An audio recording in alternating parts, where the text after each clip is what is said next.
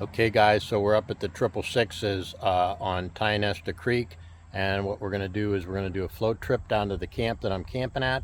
We're going to get access right here in this little drainage area, okay?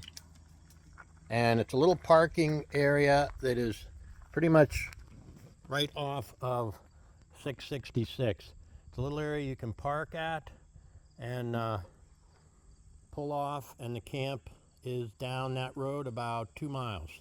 So what I'm taking on this trip is a small cooler with some drinks and a lunch in it. I got this dry sack, which I'm going to put my wallet in. I'm going to put my phone in it, and I'm going to be using the phone I'm holding right now for filming. I'm also going to put a mask in because the water looks really clear. Maybe I'll just hook that onto the, and I'm going to take a hat, and obviously I have to take my keys, okay? Because what we're going to do is we're going to lock the vehicle here and leave it here. Okay, so here I got my gear on my paddleboard, down at the water, getting ready to go. As you notice, I don't have a life preserver, and one of the reasons is it wasn't in the kit, so I'm not sure where the backpack is, but none of this water is going to be over my head. So I'm not really too worried about going down this stream for 2 miles because none of it's over my head. The road parallels the creek, so it's pretty safe. I do want to show you this access area. It was a little bit hard getting down into, okay? You can find some better access areas, but this one was about the area that I wanted to go about 2 miles. You can usually find drainage ditches that do lead down into the water nice versus just trying to come down from the road. So again, we're going to get going and I'll talk to you later down the stream. Anyway, this is Tionesta Creek along the 666s in Forest County. One of the things I like about a stand-up paddleboard is that you can go in extremely shallow water with it, and you can also go swimming. I'm usually doing this in the summer. I enjoy swimming as much as I enjoy canoeing or paddling, so this makes it easy to get on the boat and off the boat. You see we're just kind of floating downstream right now. Okay.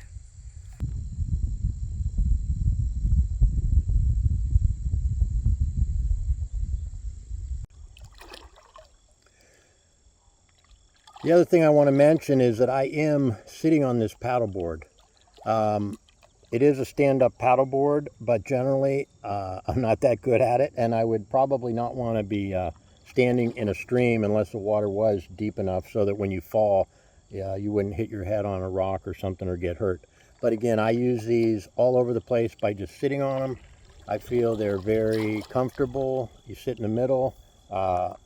You basically move them like a canoe or a kayak, but you have the ability to get in and out of the water a lot easier than a kayak or a canoe.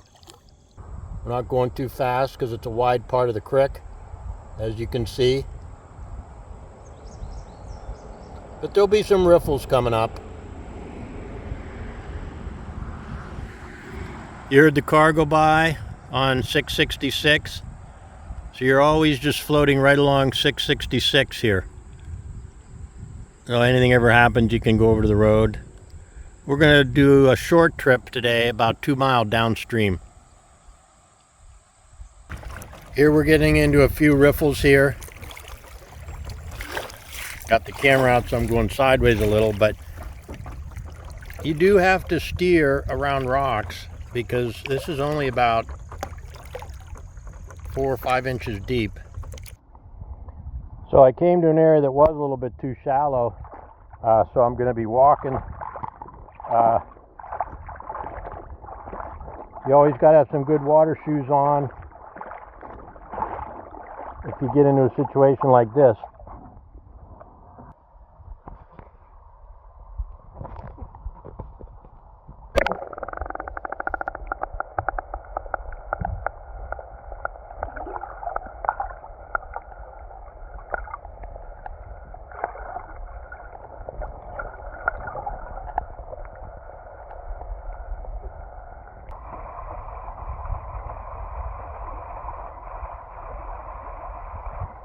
Quack, quack, quack, quack, quack, quack, quack.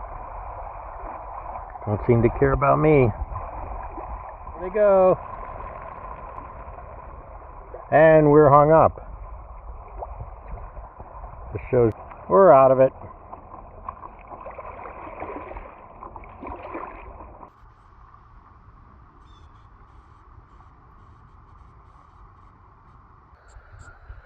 Okay, we're at our halfway point with Frog Rock up ahead there. So this is the famous Frog Rock, which is known probably all throughout Forest County. It's a great swimming hole here on Tionesta Creek.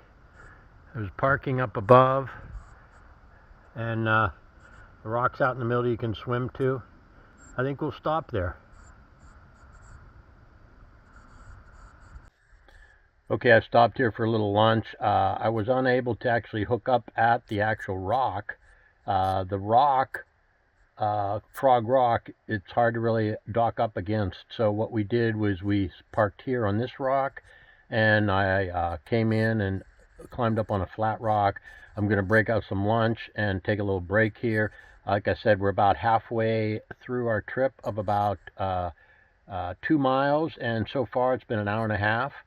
For the 1 mile, creek is pretty slow, but anyway, yeah, this is Frog Rock.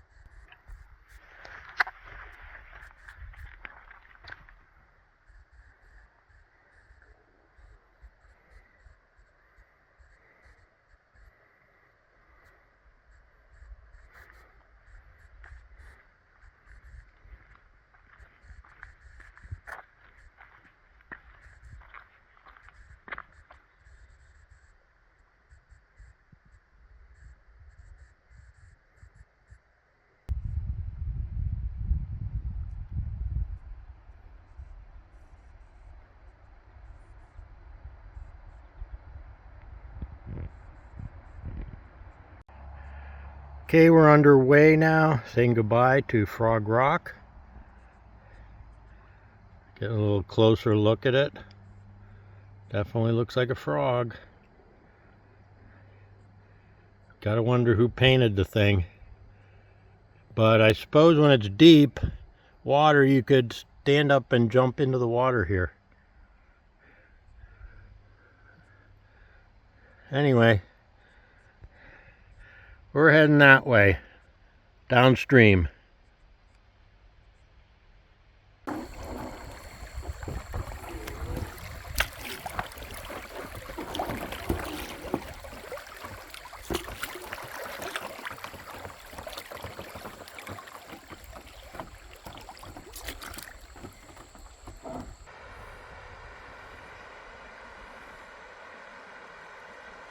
No idea what's up here, but it sounds like a waterfall. But we will find out.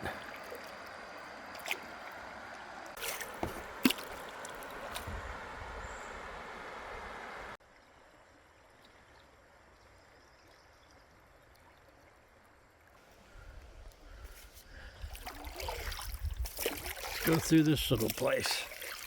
Oh, bump. Going between these two rocks. Little channel.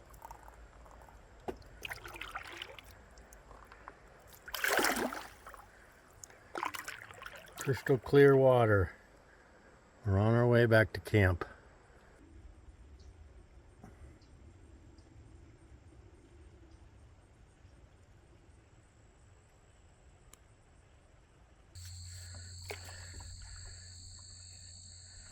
Okay, here we are back to camp. I put a shirt out so I know where my camp was. From shore or from the stream it looks a little different, but this is a little dock here at the camp. So we've made it. Taken about 3 hours. And yeah. Time to take a swim. Okay, so we're back here at camp, and you're probably wondering, how are we going to get the van that's up the street about 2 miles? Well, I got a plan. I have a bicycle here. I had it locked up to the tree while I was gone for a couple hours. So I'm going to unlock that and I'm going to ride up 2 miles and get the van and come back down here.